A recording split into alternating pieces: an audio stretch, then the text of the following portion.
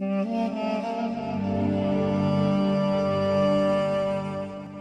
لله رب العالمين والصلاة والسلام على محمد الأمين.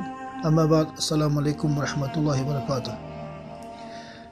دوستان، امروزنگی صحبت ما در موعظه در باب علم شود.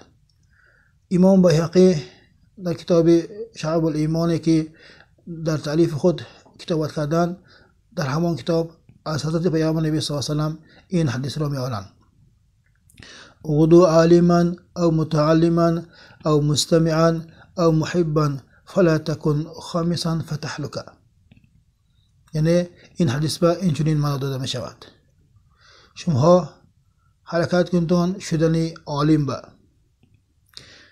اگر پروردگار این مقام با نصیب نکند، متعلم یعنی طالب علم شده مانتان، هر دائم در طلب علم باشید. او مستمعا یعنی اگر شما پروردگار ذهن نداد که همون هر دائم، یا فرصت نداد که پروردگار هر دائم شما همون علم خواندن به پروردگار نصیب نکرد، آن حالا شما مستمعن یعنی شنونده همون علم شوید.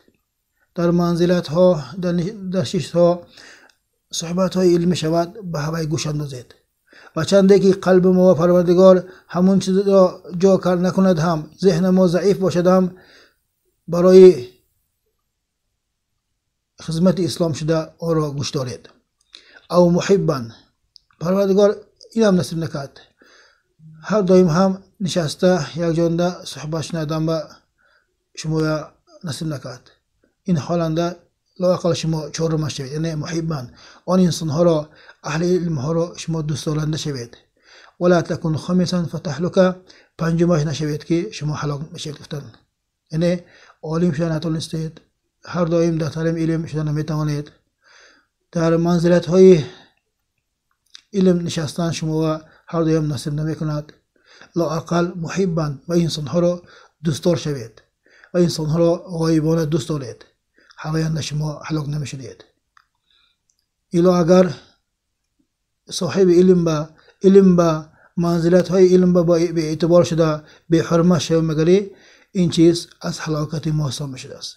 گاها انسان ها را، صاحب علم ها را طعنه دادنشان یا که به انسان ها را ایذا دادنشان، این سبب هلاکت خود شدهشان میفهمیدن، اصلا این سخن نمیکردن. چون که پیامبر نبی صلی الله علیه و سلم گفتند که شما عالم ها را حرمت کنتان. کدام انسانی که عالم را حرمت کرد، آن من را حرمت کرد. کدام انسانی که مرا حرمت کرد، و پروردگار را حرمت کرد. گفتند به حرمتی رفته به پیامبر خدا، از وی رفته به پروردگار به حرمت شدنش حس کرده که آدم هیچ وقت یک اهل علمی که مهنت کرده، حرکت کرده، برای خدمت دین کوشش میکند و انسان را ایذا دادن به دل نمیبندد، چون که این کار برای و انسان هم دنیا و هم آخرت مصیبت میشد. اصلا یک حدیث را همینجا آرم امام ابو داود در کتاب سنن خودش میارند: انسان هایی که اهل علم به سنگ میپرتایند و این انسان های یا خداهاشان ده یا نسلشان ده شبهه های میگویند. انسانی که خودش یا نسلشان ده همیشه به شبهه تولد شدگی باشد، اگری دمک به انسان حد می اندازد، دهن می اندازد، اهل علم به طعنه سنگ پرتافتن به این چیز و خودش و مثل خودش بدگی انسان ها همین چیز رساندنش لازم که طعنه اهل علم دمک این نسلنگی بدگی شبهه اشارش به دست گفته باید رسانیم که عوض این به هم خود را هم نسل ما را پاک نگه داشتن به موافق میشویم. السلام علیکم و رحمت الله.